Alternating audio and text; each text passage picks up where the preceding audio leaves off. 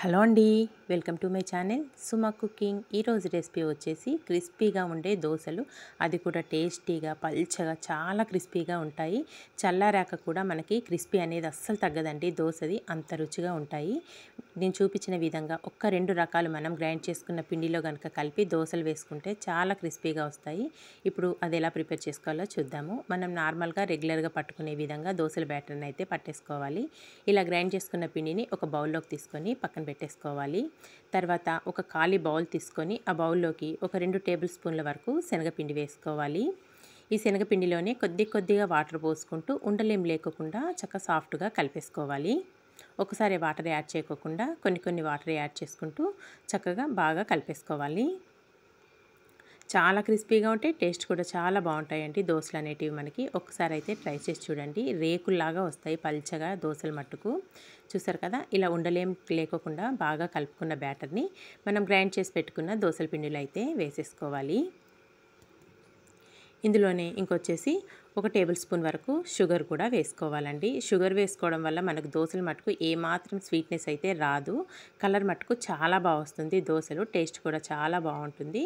తప్పకుండా షుగర్ అయితే వేసుకోండి. షుగర్ కూడా వేసుకున్నాక దీంట్లో రుచికి సరిపడినంత సాల్ట్ వేసేసుకొని ఈ మూడు బాగా మిక్స్ చేసేసుకోవాలి. మనము శనగపిండి వేసుకోవడం వల్ల టేస్ట్ అనేది ఎక్సలెంట్గా ఉంటుందండి దోశ అనేది. అలాగే పల్చగా కూడా వస్తుంది, మనకి క్రిస్పీగా ఉంటుంది. చూసారు కదా, ఇదంతా బాగా మిక్స్ చేసేసుకొని మూత పెట్టుకొని ఒక 10 నిమిషాలు పక్కన పెట్టేసుకుందాము. మనం వేసుకున్న షుగర్ అనేది చక్కగా కరిగిపోతుంది. ఎక్కువ వేసుకోవద్దండి, ఓన్లీ ఒక టేబుల్ స్పూన్. మీరు తీసుకునే పిండి క్వాంటిటీని బట్టి షుగర్ అనేది యాడ్ చేసుకోవాల్సి ఉంటుంది. ఇక్కడ ఒక 10 నిమిషాల తర్వాత అయితే మీకు చూపిస్తున్నాను. మళ్ళీ పిండి అంతా ఒకసారి బాగా మిక్స్ చేసేసుకున్నాక ఇప్పుడు దోశలు వేసేసుకుందాము. స్టవ్ పైన అయితే ఒక పెనం పెట్టేసుకొని ఫస్ట్ కొంచెం ఉల్లిపాయతోనైతే క్లీన్ చేసేసుకుందాము. ఇలా ఉల్లిపాయతో క్లీన్ చేసేసుకున్నాక మనం ప్రిపేర్ చేసి పెట్టుకున్న బ్యాటర్ని అయితే ఒక 2 గరిటెల వరకు వేసేసుకుందామండి.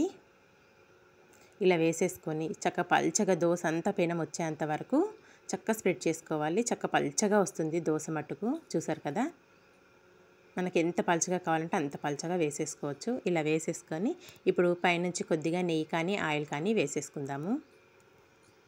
చక్క మంచి రంగు వచ్చేదాకా కాల్చుకోవాలండి దోశ అనేది.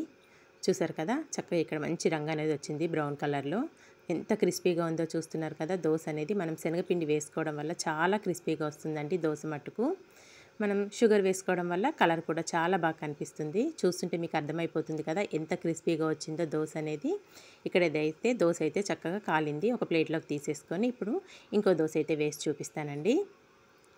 మళ్ళీ కొంచెం పిండి వేసేసుకొని ఇది కూడా చక్కగా పల్చగా స్ప్రెడ్ చేసేసుకోవాలి. ఈ దోశ పైన అయితే నేను కొంచెం మునగాకు కారపొడి అనేది వేసుకుంటున్నానండి. టేస్ట్ అనేది ఇంకా బాగుంటుంది. మునగాకు కారపొడి కనుక మీకు కావాలి అనుకుంటే ఆ రెసిపీ కూడా పోస్ట్ చేస్తానండి కామెంట్ చేస్తే. చూసారు కదా, మనకి మునగాకు తినడం వల్ల కూడా చాలా బెనిఫిట్స్ ఉన్నాయండి. ఇక్కడ నేనైతే మునగాకు కారపొడి వేసుకుంటున్నాను. మనకి ఇది ఇడ్లీలోకైనా దోశల్లోకైనా చాలా అంటే చాలా టేస్టీగా ఉంటుంది. అలాగే వేడి అన్నంలోకి ఒక్క ముద్ద కలుపుకొని తిన్నా కానీ చాలా మంచిదండి రోజు.